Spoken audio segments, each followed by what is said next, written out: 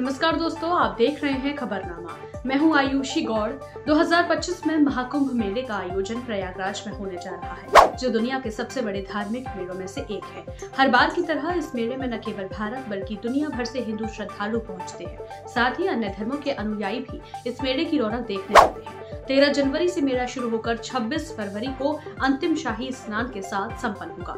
कुंभ मेला न केवल धार्मिक बल्कि सांस्कृतिक और सामाजिक दृष्टि से भी अत्यंत महत्वपूर्ण है। लेकिन क्या आप जानते हैं कि इस मेले में शाही स्नान का आयोजन किस तरह से होता है और इसके पीछे परंपरा क्या है?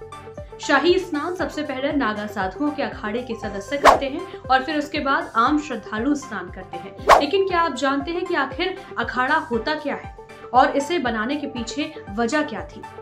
आपको बताना चाहेंगे कि साधु संतों का समूह या बेड़ा, जिसे हम आजकल अखाड़ा कहते हैं, इस शब्द का इस्तेमाल मुगल काल के दौरान शुरू हुआ था। इससे पहले साधुओं के समूह को बेड़ा या जत्था कहा जाता था। अखाड़ा शब्द अखड़ या फिर आश्रम शब्द से उत्पन्न माना जाता है। धार्मिक दृष्टिकोण से देखा जाए तो अखाड़ा साधुओं का एक समूह होता है जो ज्ञान, शस्त्र, विद्या और पराक्रम के माध्यम से धर्म और राष्ट्र की रक्षा के लिए समय समय पर कार्य करता है। भारत में कुल 13 प्रमुख अखाड़े हैं, जिनमें 7 शैव संप्रदाय, 3 बैरागी वैष्णव संप्रदाय और 3 उदासीन संप्रदाय के अखाड़े शामिल हैं। इनमें सबसे पुराना अखाड़ा आवाहन अखाड़ा माना जाता है और यह अखाड़ा बाकी सभी अखाड़ों की नींव माना जाता है।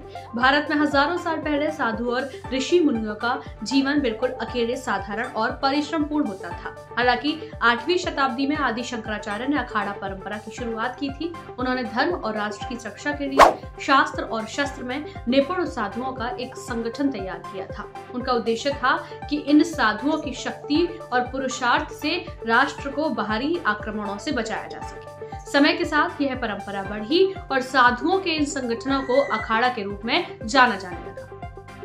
आज के समय में कुंभ मेले में इन अखाड़ों के साधु ही सबसे पहले शाही स्नान करते हैं और इस परंपरा का पालन आज भी पूरी श्रद्धा के साथ किया जाता है।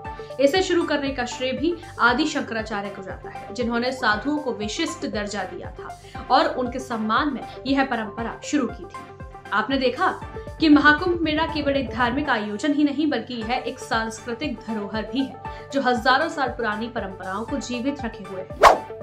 2025 के महाकुंभ मेले में दुनिया भर से आने वाले श्रद्धालुओं को साधु संतों द्वारा की जाने वाली शाही स्नान परंपरा को न सिर्फ देखना होगा बल्कि वह इससे जुड़ी गहरी आध्यात्मिकता और संस्कृति को महसूस भी कर पाएंगे। क्या आपको लगता है कि इस बार का कुंभ मेला और भी ज्यादा भव्य होगा?